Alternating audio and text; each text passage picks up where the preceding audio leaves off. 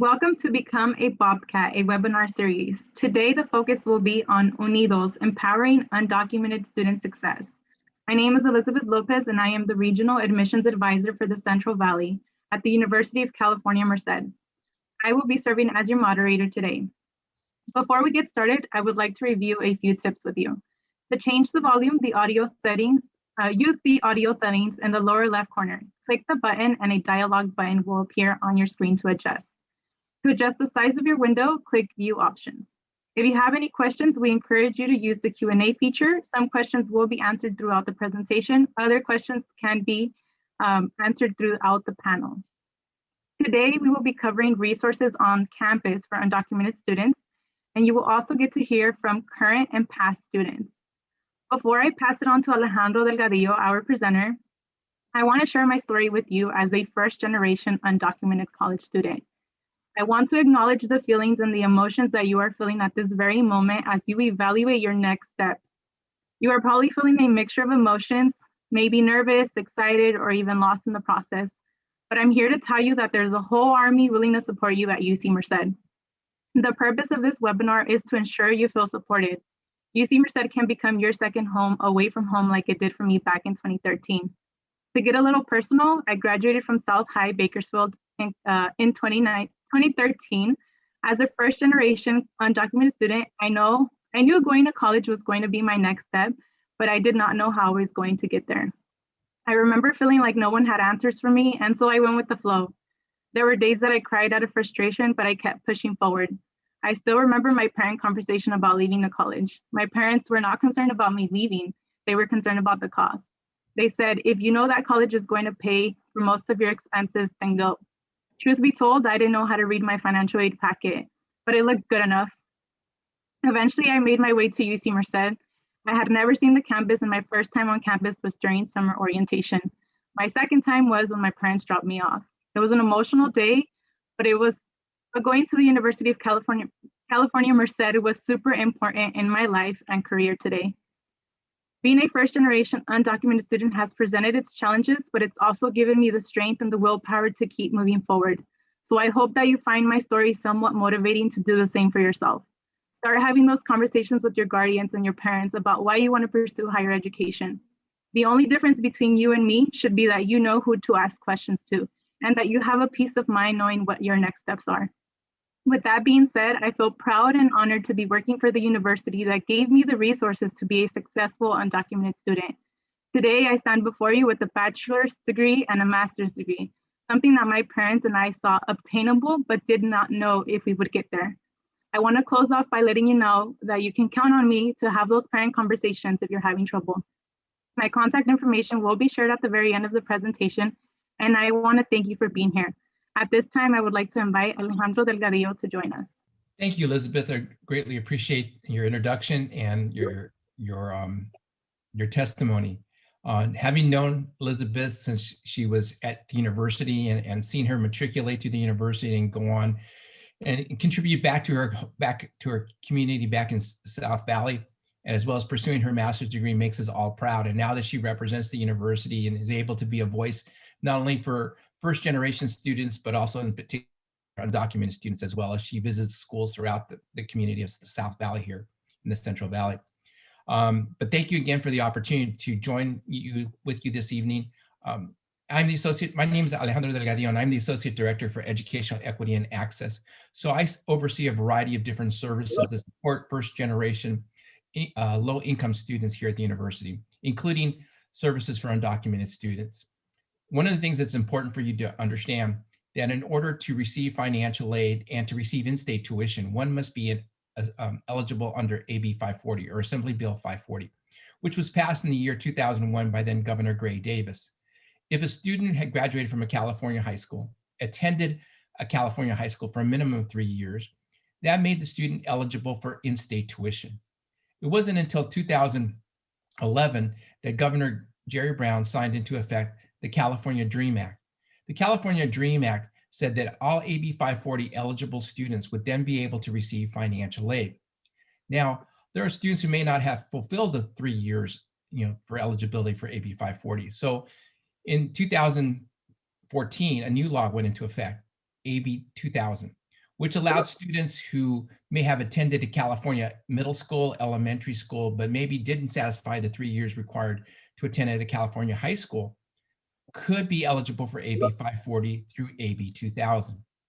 And then a couple of years ago, AB 68 went into effect for those students who are undocumented, but may not have satisfied AB 540 either through the AB 2000 or the original AB 540 laws, but attended a California community college, but attended a California community college and were eligible to transfer to a four-year university, whether the University of California or a Cal State University.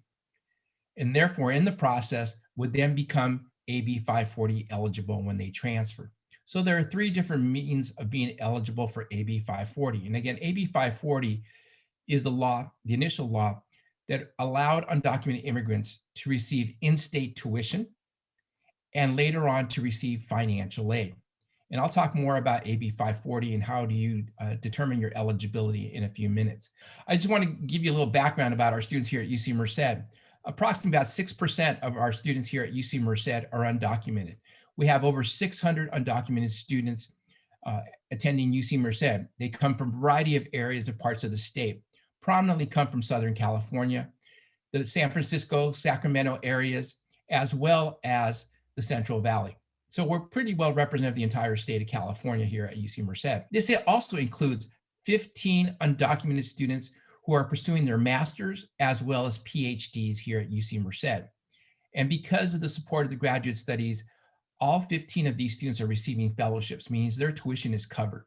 And 14 out of the 15 are receiving enough funds to provide for them the opportunity to be teaching assistants, which allows them to be able to pay for their other expenses like room and board, if they live off campus, pay their rent, buy their groceries and so forth, so that they continue their advanced degrees here at the university. Give you a little bit more background about diversity of our campus as a whole. It's an extremely diverse campus where approximately about 90% of our students are students of color. Almost 60% of our students come from families where English is not the primary language. It's either the primary language, but another language is spoken, or the fact that 60% of our students prominently are immigrants. And I think that's what it reflects for us here at the university. So the University of California has invested over the last 7 years over $14 million to all 10 UC campuses to support undocumented students in a variety of different forms, not only providing professional staff at each campus, but also providing free legal services for undocumented students throughout the UC system, as well as their immediate families. That includes parents and siblings that a student may have as well. Also, the fact that not only does it also provide additional financial aid at all 10 of the UC campuses as well. And this also supports 900,000 of those funds have gone to the UC Immigrant Legal Services Center based at UC Davis. And they have a representative of each of the UC campuses to support each of those campuses and undocumented students who attend that respective university. And so therefore students have easy access to an attorney to address any immigration issues if they're starting their initial DACA application process or they're renewing their DACA application. In addition to, there are emergency funds available to students to assist them if they're applying for DACA for the first time or they're renewing their DACA in case they do not have the necessary $495 that is required for the application. As I mentioned, the legal services are based out of UC Davis and it's led by Maria Blanco, the executive director, someone I've known for quite a few years. And so they help students with the variety of immigration issues that a student may have or their families may have. But this also includes mixed status students. Mixed status students are students who may be US citizens or permanent residents in the United States, but their immediate family may be undocumented. They too can also use their legal services. We find that students who are turning 21 and who are US citizens with the legal services can start the process for permanent residency for one of their parents. So as you can see, advanced parole, now that a federal judge back in December reinstated the original form of DACA, this has opened up the opportunity once again for those DACA recipients to explore the opportunities to study abroad in another country, perhaps later on when they have their professional degrees, to go on because their position or their career requires them to work abroad, they can do that, or for humanitarian reasons can leave the United States and return under lawful entry.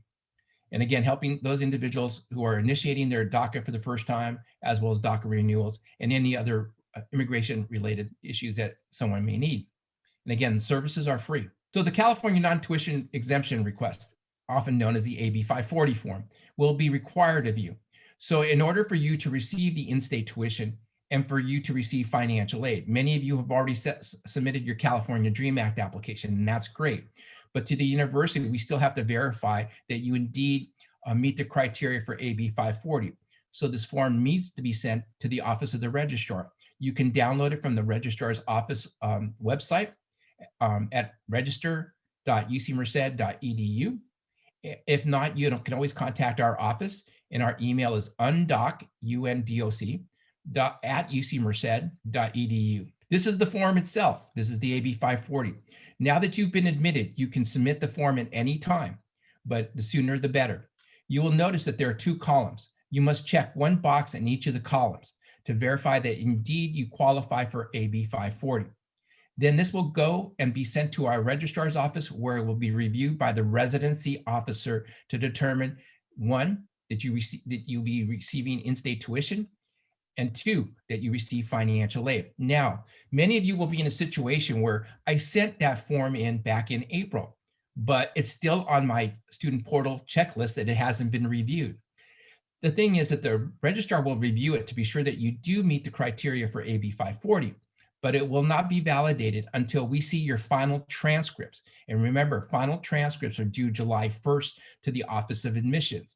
Then it's reviewed by the Office of Admissions before it's passed on to the registrar's office, who will then again verify that you indeed qualify for AB 540, because remember that one of the criteria is that you graduated from a California high school, you attended a California community college. So be sure that you fill this form out. Check one box from each of the columns as you see the blue arrows. Be sure you list your high school that you attended, sign the form, and then submit it onto the registrar's office here at UC Merced. So many of you are saying, how am I going to cover this? This is so expensive. As Elizabeth kind of told her story, that is a big concern for many undocumented families. How are we going to pay for this? And so forth. So if you are looking at the bottom line here at these graphs, stop that. Look at the yellow highlighted areas instead. That is your actual cost of attendance, which will be, if you're living on campus, your tuition and your room and board. That includes your meals. The others are estimated expenses you may have. Now, you notice that books, it says over $1,000. On an average, most of our students here at UC Merced will probably spend closer to $400 on books. And students find different ways of finding the books. And some professors have the books available online, electronically, so you don't have to pay for that. However, there are certain fees for certain electronic books, just to make you aware, but you're not paying for the entire book itself, so it's very minimal, that expense. So again, these are possible expenses that you might have, not that you will. So that $38,000 many of you are focusing on, yeah, that's not how much it costs. The yellow highlighted parts is how much it's going to cost if you live on campus. If you live off campus in a house or apartment, okay, you're going to be responsible for tuition. And the same thing if you're commuting from your home where your family lives, okay? Now remember, if you qualify for the blue and gold program, it's not a scholarship. Let me clarify that again. The blue and gold is a program. It's how we package your financial aid. The majority of undocumented students will qualify for that. And that covers your tuition. We will take what financial aid you're eligible for, package together, and definitely cover the cost of your tuition. So that's what the Blue and Gold program does. So again, it's not a scholarship, it's just how we package your financial aid to first and foremost cover your tuition. But if you live on campus, then you incur the cost of room and board. Now, you'll notice also health insurance. Many undocumented students have Medi-Cal in their home counties. Now, our health insurance, the University of California has its own health insurance. If you do not submit the waiver, and the first day for the insurance waiver is June 1st. So if you go online through your portal to the health insurance waiver, fill out the waiver and verify that you indeed have Medi-Cal or your family has some form of health insurance. You must show proof of health insurance. Then that $2,498 will be waived. You will not be charged. and it goes up until August 1st. So you have that period of time from June 1st to August 1st to submit the waiver. If you have any questions about the waiver, always feel free to contact our office and we will guide you through this process or connect you with the insurance person in our insurance office. We are the only UC to have a designated person in the insurance office to work with the waiver. So it is not like you may not understand how this works, but we do have a person who works with undocumented families to help them through this process and guide them through so that you can qualify for the health insurance waiver and you will not be charged that $2,498. Failure to submit the waiver, then yes, you will be charged that $2,498. Personal expenses can vary. It just depends what you need. Transportation often depends how often are you going to go home and so forth. So remember, the highlighted areas are the actual cost. And as long as your financial aid is helping you with that, you should be fine. So here's a sample of an undocumented student who received their financial aid last year. Some of you may have already started to receive your financial aid. So let me explain what this, or help you to interpret this, okay? So as you notice, on the left-hand side, it said need calculation. So how much does a student need to cover all their expenses and fees and so forth? Okay. Now remember, an undocumented student may be considered a non-resident and therefore is going to be charged an additional almost $30,000 because we see you as a resident from another state. But if you submit your AB 540 form in time, and be sure that your transcripts are in on time before July 1st or by July 1st to the Office of Admissions, then that AB 540 form will be validated and that almost $30,000 will go away. If you have submitted the waiver for the health insurance, then that $2,489 will also go away. If you're living on campus, there's a way of how you save money living on campus. So right now we're estimating that probably students will live in doubles next fall. And look at the different meal plans. You do not have to buy the most expensive meal plan. Right now, our meal plans are unlimited, meaning you can go in and eat as often as you like in the residence, in the dining hall, and eat as much as you want. But at the same time, there's also the options of also CAT dollars. And the CAT dollars are additional dollars that the dining services provides for you to use, not only in the dining hall, well, not necessarily in the dining hall, but you can use them in the bookstore to purchase your books, perhaps, maybe to buy some items at the bookstore, or in our marketplace or in our coffee shop called the Lantern, you can use those CAT dollars. But be frugal with them, be responsible with those, okay? You don't always have to get the package with the most CAT dollars, okay? So think about what is your budget that you have for the year. And then I think that will help you and guide you not only in your estimate for your expenses for room and board, but what meal plan will best meet your needs. And as you see here, this student here was offered an estimated Cal Grant. So the student received the Cal Grant A, meaning they had an outstanding GPA in high school. So therefore we gave them the Cal Grant A. It's divided into two parts, for fall and for spring. The student also received a Bobcat grant, which is institutional money, means it's money coming directly from UC Merced, not the state of California like the Cal Grant is. And so therefore, we also offered the student a California Dream Loan. Now, I'm Latino, and most of us, we don't like to borrow money, okay? We don't like to owe people money. I get that. But sometimes student loans are a necessity in college. So you and your family need to talk it over. You can always negotiate the amount of the loan. Maybe you don't need the $1,500. Maybe you only need $750 instead. You can work that out with financial aid and they'll reduce the amount. Or you can choose not to accept the California Dream Loan for fall semester. But then in the spring, you realize maybe I could use some of that money. So then you accept a portion of it in the spring if you want to. So again, you can decline the California Dream Loan. You do not have to accept it, but understand how it works. The California Dream Loan is like a subsidized loan, meaning that you don't repay the loan until 6 months after you graduate from UC Merced. So let's say hypothetically, over the course of 4 years, I accumulate $9,000 in dream loans, okay? Well, 6 months after I graduate, I start repaying that loan. But I have 10 years to pay it at a very low interest.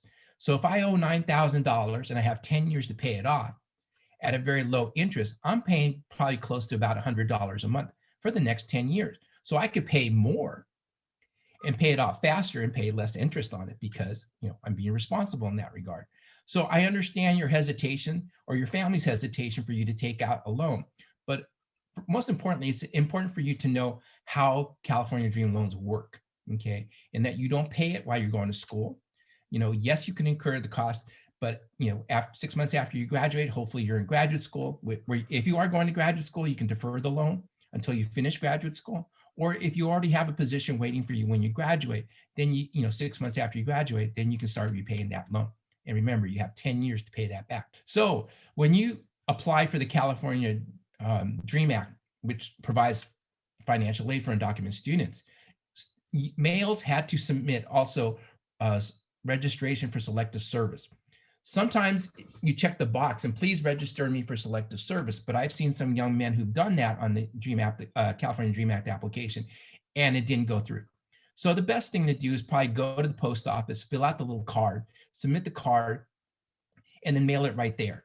Because why? Because financial aid is going to want verification, proof, when you get your selective service card, that you indeed do this. This is requirement. This is the law, that anybody applying for financial aid must submit the selective service. Any male, I'm sorry, I have to make that clear. Any young man must submit the selective service card registration and show proof to financial aid that they did do this. However, if your birthday is beyond the start of the school year, and it's, technically they tell you 30 days prior to your 18th birthday, but if your 18th birthday is into the school year, then be sure that you are doing that. And then once you get your selective service card, then, again, show verification to the financial aid office. So services for undocumented students here at UC Merced. So we provide a variety and array of different kinds of programs to support our undocumented students here and their families. Please always keep in mind that a lot of our services are inclusive of a student's family. So we provide academic counseling. We monitor your academic progress. How you doing? Let's get you some help. Let's get you some tutoring and so forth. We work collaboratively with a variety of other units on our campus. So we often work with for example, our counseling and psychological services. We do have a psychologist who does work with undocumented students specifically and so forth. And so, he's always available. If a student's in crisis, we can have someone see you within 24 hours, even that same day if need be. We also provide additional financial aid resources such as grants or endowments. Endowments means we have people who have donated money to the university specifically to support undocumented students. So there might be small grants that you might receive in your financial aid from some of those accounts or endowments. We provide a variety of training for students, faculty, and staff to better understand how to be supportive of undocumented students through our Undocu Ally training. We provide a lot of programs and organizations and internships specifically for undocumented students. We provide large counseling and psychological services, like I mentioned, but we also have a program called Career, prepares our students for their careers after graduation, but also for graduate or professional school. And it's called our Undocu Scholar Academy, is how we better prepare our students, especially for those students who do not have DACA and are concerned, well, I'm going to get my degree, but what can I do with my degree if I don't have DACA? And they don't always are aware of the options available to them until they attend the academy and learn more about the opportunities that do exist for college graduates who do not have DACA.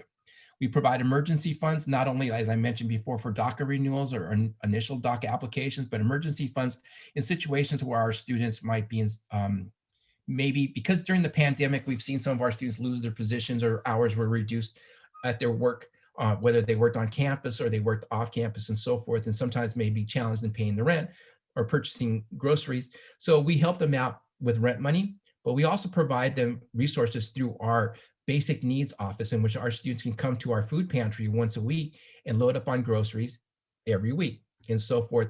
And so our undocumented students are eligible for that program as well. So we do have a centralized office on campus. As a matter of fact, coming this fall, we have a new office, more expanded space and more lounge area and study rooms. So we're pretty excited about that. And this is our website. Please check it out. It's pretty extensive. As you can see, we provide even a link about COVID-19 resources throughout the state. Because our students come from throughout the state, we had to be sure that the listings of a variety of services, food banks, grants that were being offered and so forth, vaccination sites and so forth. We put that on that site so our students can have access to it someplace near where they live. And also updates of legal happenings that are happening. For example, the recent decision in December that reinstated DACA to its original form, and also the subsequent initiatives right now by the Biden administration, the current Dream and Promise Act that's before the US Senate, which has already been passed through the Congress, which would provide an opportunity for over 2 million young people to be eligible for a program similar to DACA, so that they also can have a Social Security number, work authorization, and so forth, and be on a path to permanent residency after 6 years, and then after that, a path to citizenship. So it's important to be up to date with what's going on. So some of our annual events is we have Undocu Week. So we do this in the fall, we do this in the spring, and we make our campus even more aware about the issues of undocumented students. We celebrate our undocumented students here at UC Merced. As you can see, this picture here, as a matter of fact, one of your panelists is on here as well. Undocu Bobcat graduation, and this is the scene from our very first, actually this is our second graduation ceremony. This year we have 126 students graduating from UC Merced who are undocumented. That's our second largest, well actually last year's class was about 109, and so this is our largest class. We have fall kickoffs in the fall, so we spend about 2 or 3 days about reintroducing our returning students about our services and our programs. And then for incoming new students, whether they be first years or transfer students, we also have an orientation for them to better get them acclimated to the university and the services and programs in our annual Immigrant Day of Action as well, which is a national event that we also do here at UC Merced. So here's some of our programs. As I mentioned, emergency funds. We have a high school outreach program that currently is being initiated by a couple of our students here at UC Merced, actually 3 of our students here at UC Merced, who are, one is a first year and 2 are second year students who are actively involved in the community and want to be sure that they're starting up student organizations at our local high schools for undocumented students, supporting our undocumented high school students as well, and getting them more knowledgeable about their rights and accessing higher education. Knowledge Empowers You is our summer program. It is usually a 2-day residential program for students and their families. And we provide a variety of workshops and presentations. We sit down individually so that they understand, how to transition through a variety of the red tape that is the university sometimes, understanding health insurance, how that works, understanding, tuition, financial aid, and so forth. Understanding that their legal rights, as one of our attorneys will come in and do presentations as well. Then second, that is the student success internships. This is a new program that we've initiated this year with our Center for Career and Professional Advancement. It's a series of internships where undocumented students who do not have DACA are now eligible for. And if they are selected, then they do an internship in an office here on campus, and they receive an additional $5,000 in the form of financial aid. UC Leads is an opportunity for our students to do undergraduate research. Now, if you're selected for the UC Lead program, you spend the summer here at UC Merced. We cover all your living expenses. So if you live in the residence halls, we cover that and the meals. Plus the student receives $3,500 as a stipend and conducts research. One of your panelists is also well known for having done this here at UC Merced and at UC Davis, and he can talk about that.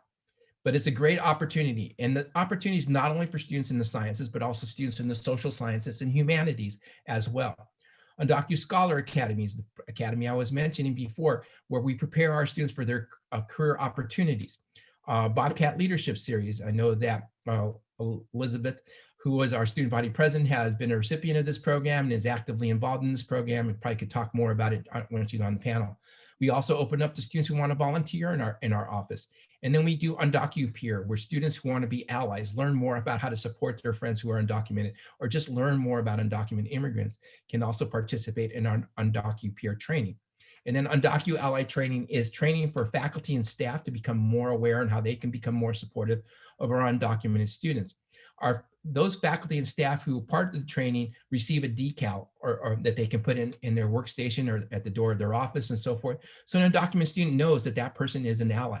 So Knowledge Empowers You is our summer program, as I mentioned before. So we will be getting information out pretty soon so that students can start registering for this program. This year will be virtual, but in a traditional year, it is a 2-day overnight residential program for students and their families. But last summer and this coming summer, we will be virtual again and providing a variety of workshops and sessions to better inform and better prepare undocumented students and their families to the transitions of college life, and also understand a variety of things that the university will require of you, and be sure that those are all being followed through and you're meeting deadlines and timelines, and you better understand how your financial aid works, how your health insurance works, and also how to know your rights and know our resources at the university. The Undocu Scholar Academy, as I mentioned before, it's a 7-week program, 1 hour each of those weeks. It increases your professional readiness, but also increases graduate school readiness. At the end of the 7 weeks, our students receive $250 gift card to a local department store so they can purchase professional clothing for their interviews or internships or whatever they need. We also work collaboratively with our Center for Career and Professional Advancement that also has a closet room. And the closet room is where we have purchased clothing or received donations of clothing for suits, professional clothing, attire, and so forth for many of our students who may not have the funds or means of having professional attire for an internship or for a job or going to a job interview and so forth. So we provide that as well. The Undocu Bobcat Leadership Series it's a seminar, is a 4-week long workshops and learning more how to enhance your leadership skills. One of the things you'll find that our undocumented students are deeply embedded in this university, meaning they're either in student government, or the last 2 presidents of our student government have been undocumented. They're resident assistants in their residence halls, they're tutors, they're presidents of fraternities or sororities. They're involved across the campus in a variety of different capacities of leadership. And many of them have been participant in the leadership seminar. So the volunteer program, yes, we encourage our students to get an early start, become more involved in our office and helping us out with a variety of different events that we do, including a counselor conference that we have in the spring for high school counselors to learn more about how to support their undocumented students at their respective high schools and community college, as well as also the opportunity to help out with our graduation ceremonies that we have at the end of the year, and a variety of other social events that we have, as well as educational workshops that our student staff facilitates. Assembly Bill 1159. A lot of students don't know about this law and or maybe have heard of it, but don't exactly know how it works. It basically, the law in the state of California says that if you have graduated from, and gone on to a professional school, you go to medical school. As an undocumented immigrant, you can practice medicine in the state of California. You want to go into nursing, you get your nurse's license. Yes, there are over 40 professional licenses that undocumented immigrants can access here. So when you say, well, what am I going to do with my education after I graduate? These are the kind of things you can do. You go to law school, you pass the state bar, you can practice law in the state of California. So this is something to incentivize our students, to give them the motivation to get the degree and think about advanced degrees, because you can do great things beyond the undergraduate degree. So we encourage you to do research. As I mentioned before, the UC Leads, which is under the umbrella of Undergraduate Research Opportunity Center, it's open to DACA and non-DACA scholars. And remember that students who are doing research not only getting valuable experience, valuable mentorship from the faculty themselves, but also the fact that there is financial incentive as well to doing the research. And we provide, again, a variety of research opportunities, whether it be in the form of physical sciences, engineering, or social sciences or humanities. So we try to connect our students in the first year to a variety of different services. So some students may have already been invited to the Fiat Lux program. It's a program to assist first-generation income eligible students here at UC Merced during through their 4 years. Accessibility services. If you have a physical or learning disability or emotional disability, please register with the Accessibility Services Office. They will need documentation of your disability so that they can develop the resources they need and the assistance you will need here at the university. Services for undocumented students, please register with our office so that we know you are here and that we can serve you and you get on our newsletter and you're aware of all the programs that we're doing. Undergraduate Studies 10 is a 1-credit course that meets once a week either during the fall or spring semester to better assist first-generation, first-year students to learn how to navigate higher education. how to find the resource, how to be successful, looking at your study skills, how you managing your time. Do you understand, leadership opportunities here at the university and so forth? Success Mentor Program. Undocumented students can be part of this program. You register with the Success Mentor Program to have a mentor during your first year. Usually it's a junior or senior who will guide you through your first year. You meet once a week, how you're doing, how's things progressing, even you advising you on possible career opportunities or directing you to specific resources that will help you with whatever situation you may have. The Guardian Scholars is a program geared to help those students who might have been in foster care or have at some point been homeless and qualify for the Guardian Scholars program. We do have students who are part of our Guardian Scholars who are undocumented as well. And then the STEP program, is to assist those students who might be undecided, uncertain about their academic futures or their careers, and may need additional assistance in that regard. And at this point, I'm going to conclude my portion of tonight's presentation, and I'm going to turn it back to Elizabeth. And thank you again, Elizabeth, for this opportunity. Of course, thank you, Alejandro, for joining us and giving this presentation to our potential students as to what resources undocumented students do have at UC Merced. At this moment, I'd actually like to invite Gabriela, Jesus, and Liz to come on camera for our student panel and alumni panel as well. So students who are here attending this webinar, we encourage you to use the Q&A feature. You can ask questions about their student experience on campus. They're here to be open about their stories and their experiences at UC Merced. And so with that being said, we'll get started with the first question. What influenced you to pursue higher education? And then we'll go in the order of Jesus, Gabriela, and Liz. So what influenced, well, hello everyone, my name is Jesus Campos. I graduated from UC Merced spring of 2018. One of the reasons that influenced me to attend or pursue higher education, right? It was my parents. Ever since I got here to the United States, I came here in 2004. I think they gave me the opportunity to attend school, right? Which is something that my older siblings didn't get a chance to do so. So I definitely felt like there was value to it, especially given that I learned that, well, my parents, they were working in agricultural labor, right?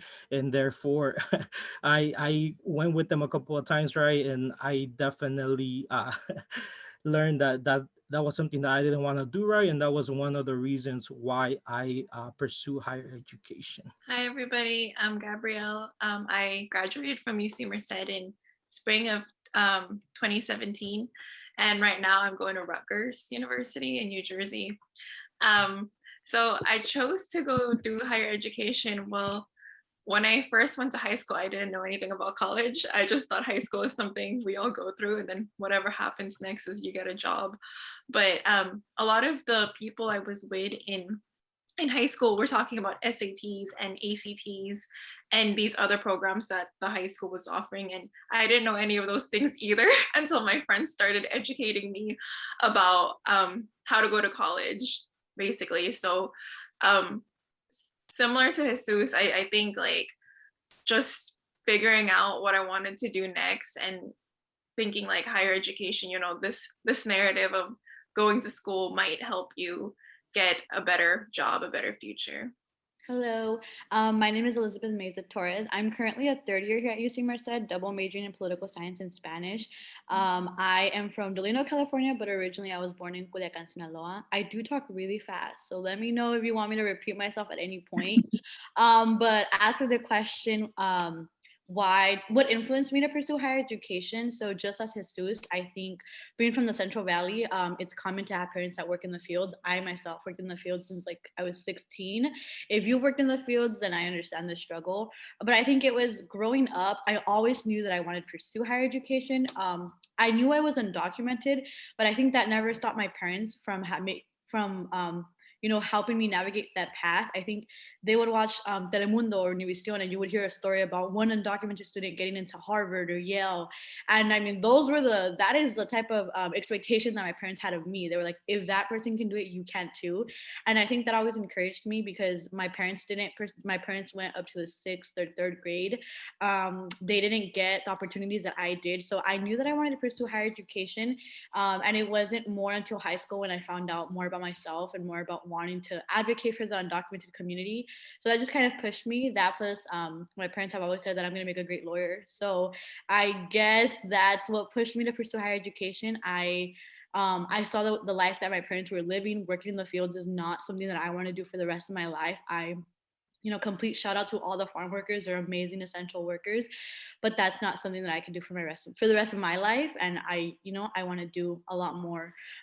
So it's a little bit about me and what influenced me to pursue higher education. Thank you for sharing that. That's super empowering. You guys actually kind of touched based on this question, but I think it would be important to kind of have this question asked. And so what did your conversations look like when you were telling your parents, I want to go off to college and it's going to be away from home? So if we could start off with Jesus and then in the same order. Honestly, they didn't know what it meant to leave to college, right? But yet they felt, I felt very supported by them, right? Even in a sense that they didn't know what it meant to go off to college. It was a difficult conversation because I was raised in a sense that I was very family oriented, right? So that definitely played a huge role in terms of them telling me like, hey, don't go too far, right? Don't leave like far away, right? But at the same time, I felt like I needed to go, right? And in a sense, I felt very, very much supported by them. So I definitely encourage you all to start those conversations early on, right? Rather than waiting last minute to have those conversations.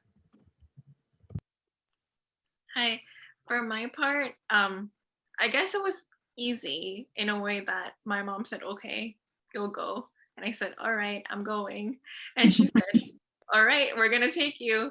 But I think it's also a balancing act because like many, I think, undocumented families, we have responsibilities at home that we're in charge of, especially we have siblings or for me, I'm the firstborn, and I think in addition to being a woman, there's certain responsibilities that are put on you. And I think it's like balancing your home life and then the time management you're gonna have to do at school when you get there, and having those conversations with your families on how much time and you can give at a certain moment. Yeah.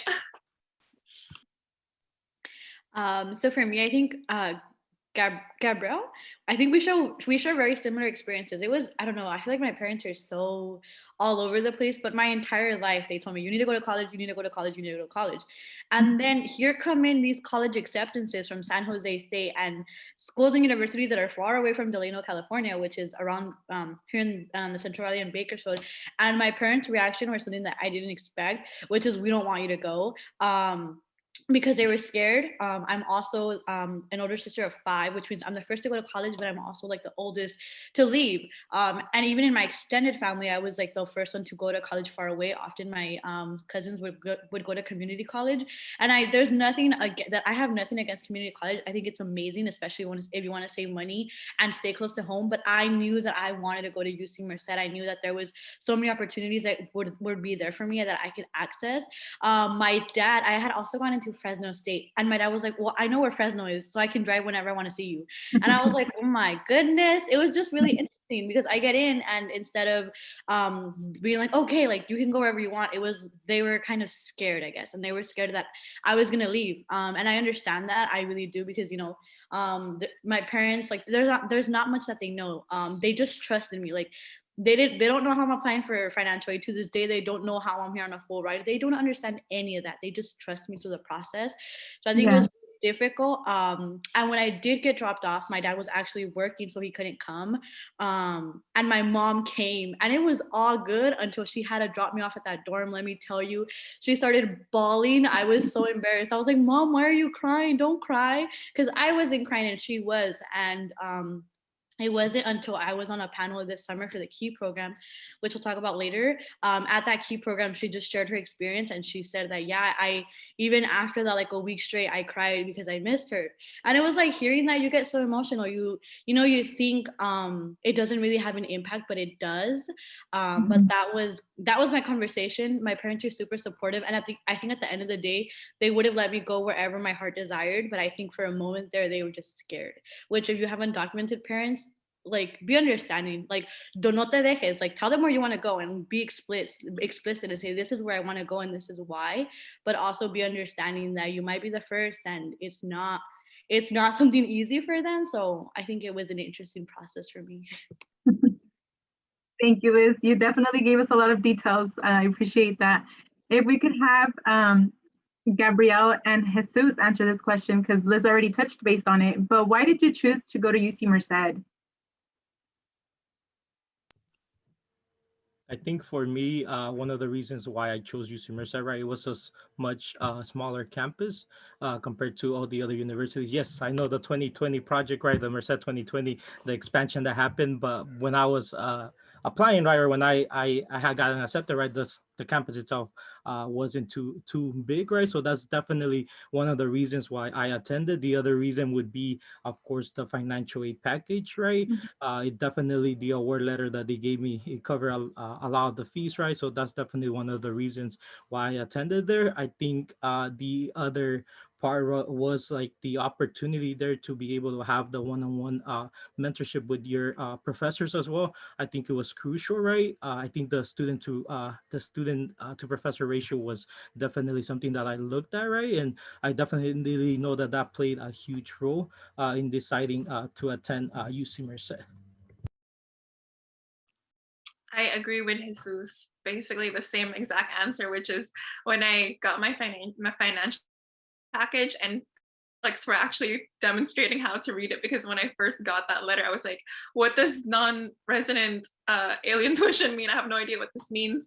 But yeah, essentially because I got a full ride, and I think I only had to pay a couple $100s for like my first and second semester that I got there. And it was just a joy to see that I don't have to pay for anything or really think about, like if I got into an out-of-state school, but it was not going to be possible at all, because first of all, they didn't know like how to support undocumented students.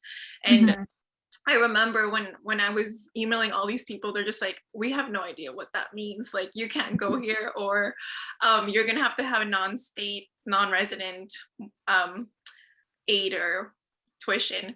And it was just really disheartening to see, but receiving that email that I got accepted to UC Merced and that I don't have to pay anything was just a joy. Thank you for sharing. This question actually goes to all of you because you kind of mentioned this, but students are wondering, did you have any anxiety leaving your family, especially being the fact that you're family oriented and some of you are older siblings or have younger siblings? There was definitely anxiety. It was my first time being sort of away from home, right? So that definitely impacted me leaving.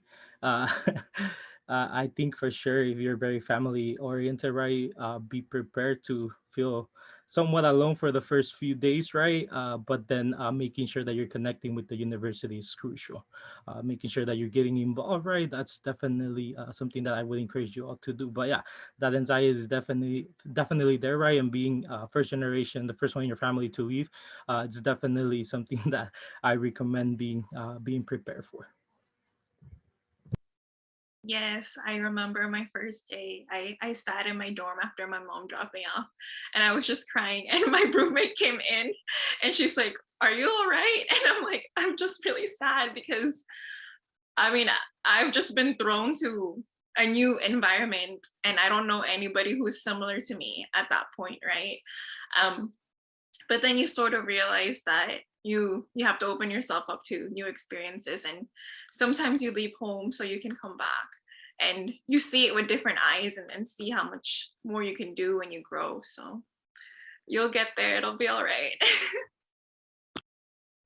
So for me, I don't want to say that I'm heartless either, but I got a little bit of anxiety, but I wasn't sad of anything. I was so excited to be there. Like no words can compare. I wish I could go back to try to remember what freshman year was like. But I remember when my mom dropped me off, she was the one that started crying. I was more of, Mom, why are you crying? Like, this is what you wanted from me. Like, I am here. Like, this is what I worked my butt off for. So for me, I was just so excited to be there. And then, I mean, also growing up with like 4 younger siblings, like I would share a room with 4 younger siblings. So imagine sharing a room with 4 other people. Like you just want your own space. I don't know. I just wanted to be independent. I wanted to like start just growing up. So for me, I was just too excited. Like it was to the point where like I couldn't sleep the day before class because I was like, this is what I'm gonna wear. This is what I'm gonna do. Like I don't know. I was just looking forward to what my future looked like, that I didn't sit and think like, oh my God, like I miss my parents. But you do miss your parents. There's times where you'll be studying like at 1 a.m. for like a midterm, and like you just start crying because you don't understand something, or you start crying because like you're like, I'm not gonna get this done, and you just think about your family and you get super sad. But that's why I always have pictures of them on my desk. To this day, I have a picture of my family on my desk, and that's just like my constant motivation to like keep going, because it's not gonna be easy, but you're gonna have that motivation there. So Thank you for answering that. The next question is, what are some unexpected challenges that you faced as an undergraduate student? And I think this question would be great for all of you to answer. So we could start off with Gabrielle. I think one of the biggest challenges I had there was when my DACA expired and it wasn't renewed on time. So, well, you know, it's money, and I have 2 brothers who are also DACA, and I just said, you know what, you should do yours first because that's going to be your first time. And I was thinking that I'll have time to get enough money and do from mine. So I was working, it was my second year, and I was working as a USTU instructor. This is like something that undergrads will have to do. And I think it was the middle of the semester where it expired, and I couldn't continue my job. So luckily they allowed me to finish off the semester as a volunteer. And back then, well, Diana Valdivia, she was the student coordinator for our services for undocumented students at that time. And then she told me about the emergency fund. So I was able to get money from services for undocumented students to do my DACA application. And they helped me with the process of sending it in. So that was really useful. I say that's like the biggest challenge I had, because it sort of put the weight about your status again, you know, because my first semester, I was just like, this is so exciting, college, you're going to classes, having new friends, getting experiences, and then getting a job and being faced with the impacts of your status was stressful, but also it really demonstrated that there's a program here for me, a program here, and a community here to assist me. So that was really great. I think some of the challenges that I faced, I think it was sometimes with trying to find the right people to house with, to room with. I think that was definitely difficult to do. Some students, they're not very clean, right? And it's definitely difficult to let them know to clean, right? Because you want to have that space as well, right? Either it's the living room or it's the kitchen, right?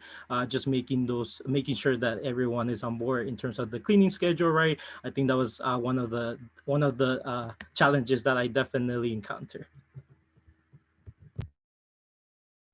I think for me, I mean, don't get me wrong, the one that has sister shared, that's a really big problem. But I've had those type of housemates. But for me, because I think I saw this question, but some struggles that I've had as an undocumented undergrad can go in regards to like internships and scholarships. So I'm a DACA recipient, and I think that as a DACA recipient, I often need to check my privilege because there's people that can't access DACA. But for me, there's times where like as a poli-sci major, I want to apply for certain internships, but you do have to be a U.S. citizen, or there's a scholarship that I want to apply to, but you have to be a U.S. citizen. I feel like it hurts so much because often you literally excel in all the qualifications except one, which is the one that you can't control, which is your status. And that one has always irritated me because I know that I'm applying to scholarships and I know that I'm worthy of that scholarship. But because of one thing that I had no control over, which is my status, I couldn't apply. Which, don't get me wrong, that doesn't mean you can't apply for internships and scholarships. I've done multiple internships and I've gotten like over like maybe $10,000 in scholarships. So don't think that because you're undocumented or because you have DACA, you can't. You most definitely can. You just have to access those resources. And studying abroad. So I think prior to this, as a DACA recipient, you used to be able to, I don't know exactly how it worked. But obviously I can't study abroad. And I remember this one time before I went to class, one of my friends was like, hey, do you mind if we pass by the study abroad like fair just so I can see some brochures? And obviously I'm not going to say no because I'm not going to be petty like that because I'm undocumented. So I went with them and I caught myself slipping and I got a brochure and I was like, ooh, this island sounds so cool. I wish I could study abroad there. And it was to the point where I was already making these like illusions in my head. And then I stopped myself like during class and I threw the brochure away. I was so mad because I just like, I let myself, think like, oh, I could study abroad, but I couldn't. But there's still amazing programs like UC DC or UC Sacramento where you can literally live in DC for 6 months. So again, there's always alternates. Don't think that because you're undocumented, you're limited. You just have to navigate different routes. And I think that's something that I had to learn as a undergraduate. Those are all valid points. Students are interested in knowing how it was for you to transition onto campus in terms of making friends. Was it hard? Was it easy? What kind of climate is on in UC Merced? If we could start off with Sus, Gabrielle, and then Liz. I honestly found a very friendly environment, right?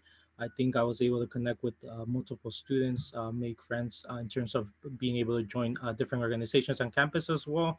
I think it's crucial for you to get involved, right, in order for you to actually get to know people, right? So that's definitely something that I would encourage you all to do from the beginning, from the start. Just get out of your comfort zone because you definitely need to get out there, right? And the more you get out there, the more you will get to know more students. But yeah, it was definitely an easy transition, right? In high school, I was definitely very shy, right? But I think just going out there and, trying to make friends, it's definitely a crucial thing to do. Hi. Yeah. So I was in Fiat Lux, and I think Alex touched base with this a little earlier. So in my first year, I was in Fiat Lux, and there I lived in the Tenaya Hall, where all those residents from, I think, the second, third, and fourth floor were all in Fiat Lux. So every week we had a RA and a Fiat Lux scholar that would come check in with us to see how we're transitioning from high school to the university. And they would give us advice on like time management. That we had to attend like 2 workshops in Fiat Lux. And then obviously there would be prizes and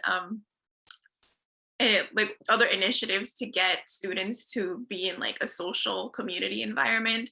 So that was really great. I think that really helped open me up to other students as well. And like what Jesus said, just get involved. When I was in high school, I don't think I was that involved in any like school events, but when I went to UC Merced, I said, I'm gonna get involved in everything.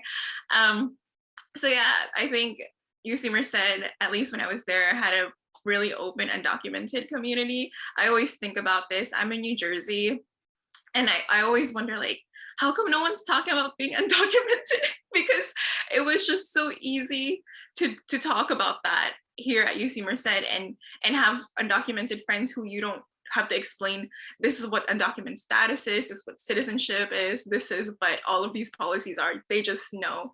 And I think having that community has been really impactful in like my growth as a human being. So open yourself up and find people who will be there for you and accept you and just support you. I think if you surround yourself with that, I think you're going to be okay. Yeah, I think I would also add on that I think it depends because I'm a very social person. So I'm the type of person if we're in a space and there's 3 of us and no one is talking because it's extremely awkward, I'm gonna talk to make a conversation so you feel comfortable. So I think that but I also have friends who are extremely introverts, which I understand that like if you're not really comfortable like putting yourself out there, I understand being shy. But also if you don't have friends, like it might make it more difficult in college. Like when you have friends that you have in a class or maybe you met them through a club, you feel like you have someone to talk to, like maybe you're there's an exam that you want to study for, and maybe that person in that organization has already taken that exam. You're like, hey, what do I study for? What key topics are on the exam? So obviously making a friend, it just makes it easier to navigate college. And you also have someone whenever you want to like talk about something at 2 a.m. because you're stressed out, like you have that person there. So I would highly recommend, just like kind of opening yourself a little bit more and just trying to make friends. I think that obviously if you share a dorm with someone, like that might be the easiest way to make a friend. But at UC Merced, I believe there's over 200 RCOs, which are organizations are on campus, and these range by so many things, like Hermanos Unidos, Hermanas Unidos, whether it's like the sociology club, or it's a club for your department, or whether it's for something that you're interested in. There's so many opportunities to meet people. There's fraternities, sororities, etc. But if you're too nervous for any of that, I work for Services for Undocumented Students on campus. We have socials literally probably once a month, and that is where I met probably like maybe 30 of my closest friends, not closest friends, 30 of like my acquaintances that I really trust. So if you don't want to put yourself out there to the extent where you're not maybe comfortable joining an organization yet, come to our social. I promise you will find someone who might be in your major, who might even be from the area that you live in and you never knew about it. So just open yourself up. I know that with COVID, like we're really accustomed to like maybe being in our room on the computer all day, and maybe that's kind of what you're accustomed to. But trust me when I say you will find a friend at UC Merced. That plus I heard a rumor that UC Merced has the nicest students on any campus. I don't know. I don't know what other campuses are like, but that's a rumor that I heard. So I know y'all will find a friend. Maybe you might find a friend here you don't even know. Thank you for answering that question. This next question relates to the extracurricular activities that you were involved in outside of class, whether that was research, as you guys mentioned, some clubs and organizations, work, internships. So if you guys could touch base on what was your involvement like at UC Merced, and we'll start off with this.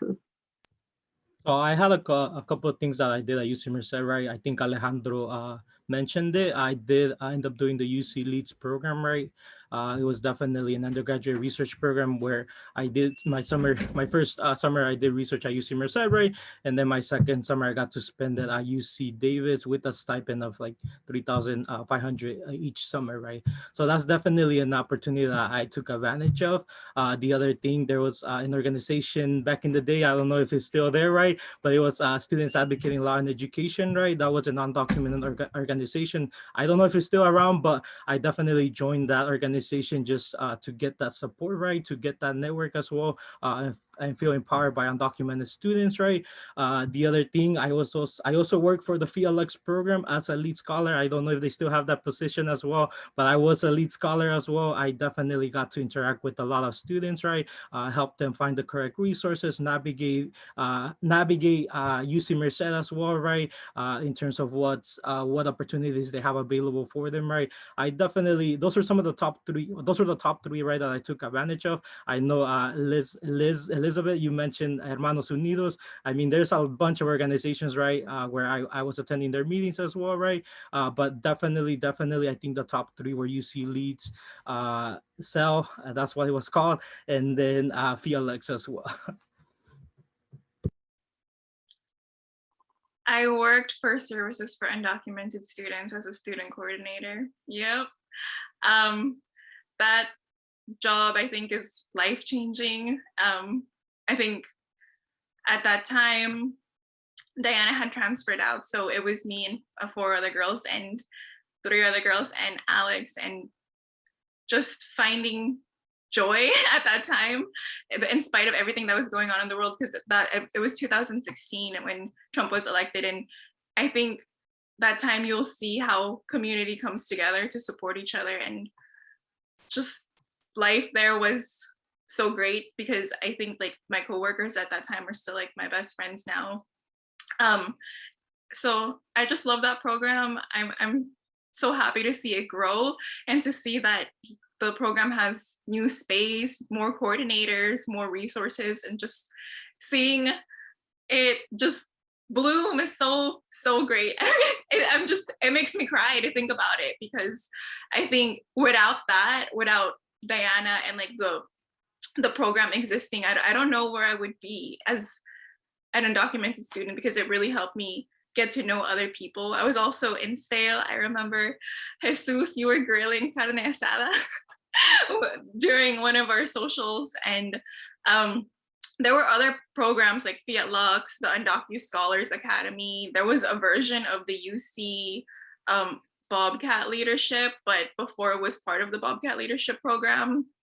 I was involved in Recess. I don't know if it's still around, but it's the Resource Center for Community Engaged Research.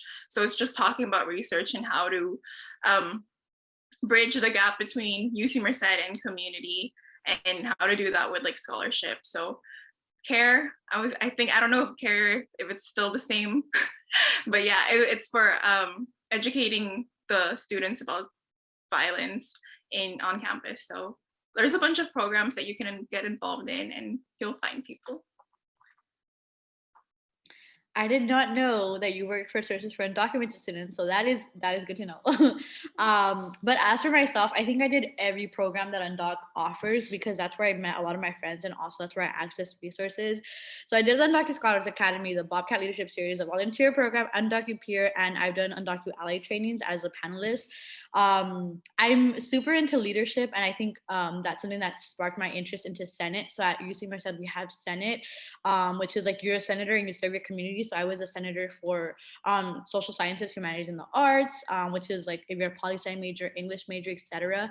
I did that my sophomore year, and then this year, I'm currently serving as president, which is super, super cool, because you meet with other presidents from like the UC, and it's just super. I think I'm the only undocumented president at any UC this year. So I think that that's like, oh, it's super cool, because you get to share your experiences, and often we get to advocate for more resources to the president of the university, which is like huge, you know. That's also super cool. I've done a lot of fellowships. Don't think that because you're undocumented you can't do fellowships. Sometimes there's fellowships that are just for you. I know that the UCLA Dream Summer, I applied for it this summer. I've also done like there's like a current community fellowship here in the Central Valley. Programs, I'm super interested in law school, and if you are too, there's a King Hall outreach program, which is through UC Davis School of Law. I highly recommend it.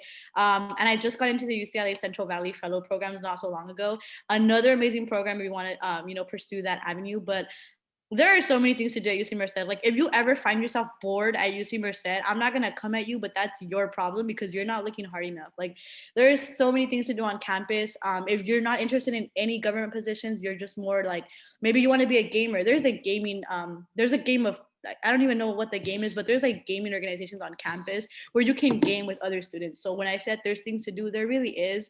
And it's just like, it's meant for you to like look, and if you look, you'll find something. So I hope that y'all find something that you're really interested in. That was great. You guys pretty much have been involved in everything you can think of at UC Merced. So that's great. The next question is for actually Jesus and Gabrielle, post-grad, So what are you doing now since graduating UC Merced? And do you feel like UC Merced prepared you for the world after college?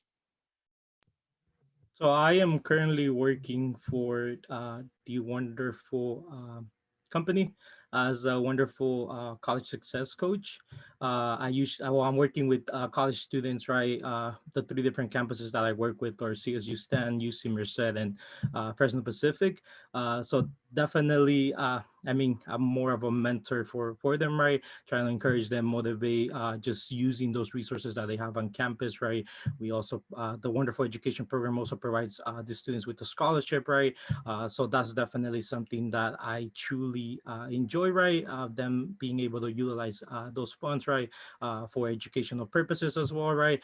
But also me being able to share my story with them, right? In terms of coming from the Central Valley and attending a 4-year institution, and then doing a master's program, right, as well.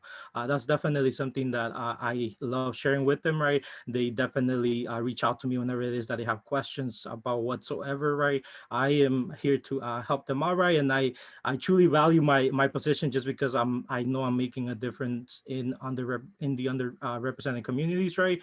So that's definitely something that I truly enjoy doing, and I think UC Merced definitely contributed a lot, right, to this in terms of the position that I can remember now is the Fiat Lux, right, as a lead scholar, being able to provide those key resources that I found very helpful when I was attending the university as well, right, or when I was there. That is definitely something that I push my students to do, right, whatsoever, if it's CSU Stan, if it's UC Merced, or if it's Fresno Pacific, right? I mean, I also share with them that I'm undocumented, right? And what that means, right? How to go about navigating the UC or the CSU, right? When it comes down to being undocumented, what can you apply for? Internship, fellowships, right? Definitely, it's an interesting role that I definitely value, and I think UC Merced definitely prepared me for this position. So right now I'm a student at Rutgers University in New Jersey. I'm doing my PhD in anthropology. I'm in my 4th year now. Can't believe it's been 4 years. And I think UC Merced did prepare me, but not in the ways you would expect. Because I was like, this is easy in a way that I think you realize that your experiences of like navigating going to college as an undocumented student, being an immigrant, being like low income, coming from, as I mentioned, like low income family and communities. And then you go into a room of people who don't have a similar background as you, is sort of both ways that, wow, I'm really different. And I'm glad I have had like such an amazing support system in my undergrad to teach me how to navigate even applying to grad school, but also just knowing that I'm ready to go home and do work in my community and see what I can do. So it's been both ways. And I think definitely the Career Services Program, as well as the Undocumented Leadership Academy at UC Merced, will help you with that. Beautiful. And this question goes for Liz. What are you looking forward to upon, graduating? Like, what are you looking forward to? Whenever I hear the word graduate, I get nervous. I think that's a great question that a lot of like 4th years get, which is what are you looking forward to? So as I had already told y'all, I will be like, I am really interested in law school. So I do hope to pursue law school. I will be taking a gap year. I think I want to work in the field. So maybe work within like, I don't know, maybe be a legal assistant or work with other immigration lawyers and, figure out, do I want to put myself through that path? Because law school is expensive, let me tell you. I've always been a huge advocate for undocumented communities, marginalized communities. So I think I want to work.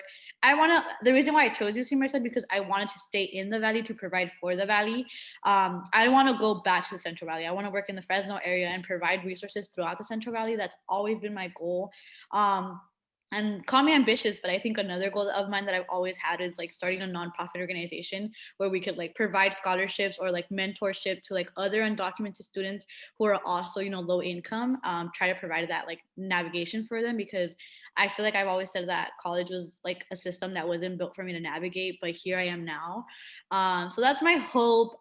Who knows, like maybe I'll be in law school sooner than later, but I think I know I want to be an immigration lawyer. I know that I want to help provide more resources to the community. So I'm just excited. I really am.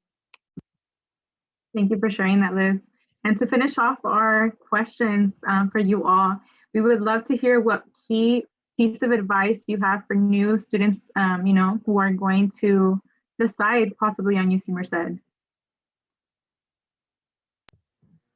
I think the advice that I would give is take advantage of the opportunities, take advantage of whatever's coming your way. I think it's definitely crucial to apply, right? Don't ever get discouraged. I applied to UC Elites, right? And I definitely got into the summer research, right? I applied to a master's program right after my undergrad, and I also got into the master's program, right? So definitely apply, right? Don't get discouraged, continue to apply, and regardless, take advantage of all the opportunities that UC Merced provides you with. I agree with what Jesus said, and opening yourself up, whether that's emotionally or whatever you think that means. I think be generous with your time and be kind to people, and you'll find your community and they'll be there for you. And if again, it's hard to do that. I know it's hard to open yourself up, especially, when you've had all of these experiences as an undocumented person, and like talking about these things might be hard. I know I still struggle with talking about my experiences and what that looks like. But I think when you open yourself up to people where you don't have to explain every single step, and they know you and they still love you and care for you, I think that's a really great thing. And I'm hoping that you find that here at UC Merced. I think this quote, my teacher told it to me my senior year when I was choosing colleges, because I was like, where do I go? Where do I go? And he said, you could either be a little fish in a big pond, or you could be a big fish in a little pond. And I feel like at UC Merced, not only do we have ponds and fishes, we have a lot of opportunities. We are, just as all UCs, we share the same opportunities that you will find at any other UC. The difference is that our campus is smaller, which means you're gonna get a lot more access to your professors. You're going to get a lot more access to your TAs. You're going to get a lot more access to different things because we're so new and because, you know, our population isn't as big yet. So I think if you're still deciding between UC Merced, just like know where you're applying. But I think the biggest tip that I would give y'all is to ask questions. I ask questions all the time. That's probably why I'm so talkative. But ask questions. If you have, I think I saw questions about like AB 540 and tuition. Contact the office of registrar. Contact whoever it is, and you know, don't go in without knowing the proper, I guess, information. Ask questions. I know sometimes it can be like awkward or embarrassing just to call someone through the phone, but the more you know, the better. So just inform yourself to the best of your ability. And who knows, maybe y'all do decide to come to UC Merced, and I will see y'all in the fall, hopefully in person with your mask. But yeah, just ask questions. Don't be afraid to ask questions. That was our last question. I want to give you guys a round of applause just because I relate to you guys 100%. And I know that it's you put yourself in a very vulnerable position to open up about your story. As Gabrielle mentioned, it's very emotional. And so I just want to thank you guys for being here this evening and sharing with these potential students who have been admitted or are considering UC Merced at this point. A big thank you to you all, seriously, for being here. So with that being said, I do want to remind you all that the date to submit your SIR if you are interested in UC Merced is May 1st. You can, of course, do it now. You can do it before May 1st, but definitely do it by the deadline. I do also want to remind you that we have a great opportunity for incoming freshmen and as well as transfer students for a research opportunity. It is a 6-week paid internship. So if you are interested in this internship and you know you're going to UC Merced for a fact, the deadline to this application is also May 1st, which is why I wanted to bring it up, so that you do SIR before then, and you also get to submit this application by that deadline. We also have some exciting news. So if you haven't visited our campus, don't wait last minute. Go to our campus. We do have drive-through tours available to you. These are the days and times and hours that we have available to you. Here you can kind of get a map view of what our campus drive-through would look like. You see the little red lines. So this is a great opportunity for you to kind of get to see how much our campus has expanded since 2017 up until 2020. So if you're considering our campus, you definitely are going to enjoy new facilities, research centers, classroom buildings, dorms, all of it. You're gonna enjoy it. So we definitely recommend that you check this out. It has been provided in the chat, so if you are interested in that, go ahead and click on that. We also have other upcoming Bobcat webinar series. So if you are interested in attending other virtual webinars, we do encourage you to attend and visit this website where you can register for those. Tomorrow we have another one, Next Steps for First Year Students. So if you're a first year, we definitely encourage you to visit that, but we also have others coming up, such as summer orientation, getting a teaching credential at UC Merced. And so there's many more webinar series that are going to be happening, so we encourage you to visit those. Lastly, I do want to leave you with our contact information. Remember, ask questions. We are here to help you all. If you are struggling through any of the checklist items that you have on your student portal, reach out to either Alejandro. So this is his contact information, and mine will be provided in the next slide. So I'll give it a second so you guys can take a picture of this. His contact information is there, email, phone number, and location for when you are on campus. As promised in the beginning of the presentation, this is my direct contact information. So you do have my phone number. If you didn't have the chance to get one of your questions answered, or you were too shy to ask today, definitely reach out to that 661-578-3290. And we also encourage you to follow us on all social media platforms. We do giveaways, we do updates, different things that are going on our campus. And so we definitely encourage you to stay updated. And with that being said, the last slide is a thank you to you all for being here today and sharing this evening with us. Thank you.